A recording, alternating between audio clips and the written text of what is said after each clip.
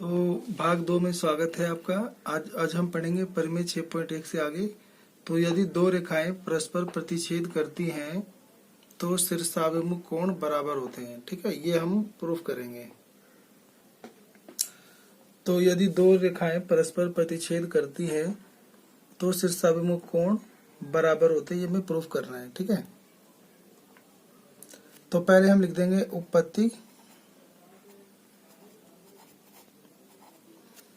उपपत्ति में लिख देंगे कि माना ए बी व सी डी दो रेखाएं हैं जो परस्पर बिंदु O पर प्रतिच्छेद करती हैं।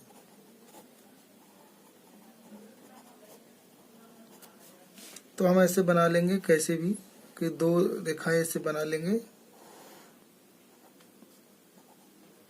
इसका नाम रख लेंगे ए बी, इसका नाम रख देंगे सी डी, और ये दोनों एक दूसरे को O पर काट रही हैं। ठीक है, फिर ऐसे निशान लगा देंगे आमने सामने वालों पे, इतना लिख देंगे। ठीक है, तो हमें बोला था कि सिद्ध करना है, तो हमें सिद्ध करना है कि जो शीर्षाभिमुख कोण बराबर होते हैं, तो यानी ए ओ डी वो बराबर है बी ओ सी के सामने वाले, वह ऐसे ये वाला ए ओ सी बराबर है बी ओ डी के। ठीक है, तो ये हमें सिद्ध करना है। ठीक है, तो कैसे करेंगे हल। ठीक है, तो ये तो हमें सिद्ध करना है, तो लिख देंगे ना कि ये जो सी डी है, ठीक है, ये जो सी डी है, तो सी डी एक सरल रेखा है। देखोगे आप, सी डी एक सीधी रेखा था और ओ ए उसके ऊपर किरण है, तो लिख देंगे तथा ओ ए एक किरण है। तो अगर ये किरण है तो ये क्या बनाती है, ये रैखिक युग्म बनाती है। तो लिख देंगे जो रैखिक युग्म बनाते हैं। तो अब क्योंकि रैखिक युग्म बनाते हैं, तो हमने पढ़ा था कि एक ऐसे सीधी रेखा है और एक किरण खींच दो तो दो कोण बनते हैं और इन दोनों का जोड़ 180 होता है। तो लिख देंगे कि सी डी एक सीधी रेखा है, ए ओ किरण है, तो ए ओ सी और ए ओ डी दोनों का जोड़ 180 हो जाएगा। तो ए ओ सी और ऐसी ए ओ डी इन दोनों का जोड़ 180 हो जाएगा। Equation first. ठीक है, इसी प्रकार लिख देंगे कि जो ये ए बी है, ये भी एक सरल रेखा है, तो लिख देंगे ए बी एक सरल रेखा है, और ये अब ए बी सरल रेखा है, तो ये ओ डी क्या है, किरण है, तथा ओ डी ये किरण है, या लिख देंगे या ओ डी उस पर खड़ी है। ठीक है, ऐसे भी लिख देंगे, एक ही बात है। अब लिख देंगे जो क्या बनाते हैं, जो रैखिक युग्म बनाते हैं।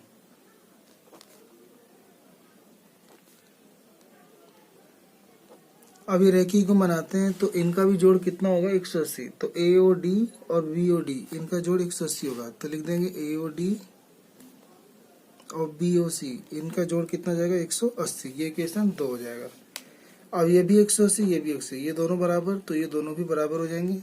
तो लिख देंगे समीकरण 1 व 2 से ये 180 ये 180 दोनों बराबर, तो ये दोनों का जोड़ भी बराबर।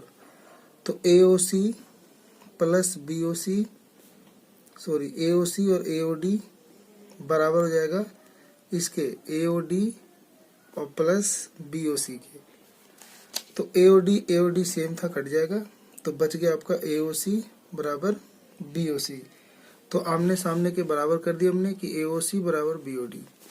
तो इसी प्रकार दूसरा वाला भी बराबर हो जाएंगे, ए ओ डी बराबर बी ओ सी आमने सामने वाले, तो लिख देंगे ए ओ डी बराबर बी ओ सी। ठीक है, तो रुक जाओ, गलती हो गई। AOD BOD लिखना था यहाँ, ठीक है। तो BOD BOD अब बराबर हो जाएगा। तो AOC बराबर BOD और AOD बराबर BOC, ठीक है। तो ये हमारा प्रूफ हो जाएगा। तो ये आपका हो गया इति सिद्धम। तो अब हम करेंगे शुरू प्रश्नावली 6.1। तो पहला क्वेश्चन लिखा है आकृति 6.13 में ये जो आकृति बनी हुई है थोड़ी सी गंदी हो गई है। तो लिखा है कि इसमें रेखाएं AB, तो आप देखोगे ये AB सीधी रेखा है AB, और लिखा है CD, ये लिखा है CD। AB और CD O पर प्रतिच्छेद करते हैं, ये बिंदु O पे प्रतिच्छेद करती है, O है। तो लिखा है कि AOC और BOD का जोड़ 70 है। AOC यानी ये वाला कोण, और ऐसे ये BOE ये वाला कोण, यानी इन दोनों कोणों का जोड़ हमें 70 दिया है, 70 डिग्री। और BOD 40 दिया हुआ है। तो BOD ये वाला कोण 40 दिया हुआ है, BOD। तो हमें BOE, तो हमें क्या निकालना है BOE। तो BOE यानी ये वाला निकालना है BOE, और प्रतिवर्ती कोण COE। तो COE का प्रतिवर्ती यानी ये पीछे वाला निकालना है सारा, ठीक है। तो COE निकाल के 360 में से माइनस कर दोगे तो प्रतिवर्ती कोण COE आ जाएगा, ठीक है। तो ये निकालना है, ठीक है। तो हम लिख देंगे, पहले दिया है तो हमें क्या क्या दिया था। तो आप प्रश्न पढ़े थे कि AOC और BOE दोनों का जोड़ 70 है और BOD 40 है। और अब लिख दोगे ज्ञात करना है।